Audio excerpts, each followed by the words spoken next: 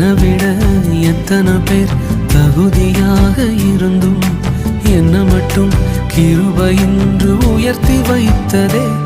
உங்க கிருபை என்னை வாழ வைத்ததே. உங்க கிருபை என்னை தூக்கி சுமக்குதே. உங்க கிருபை என்னை வாழ வைத்ததே. உங்க கிருபை என்னை பாட வைத்ததே.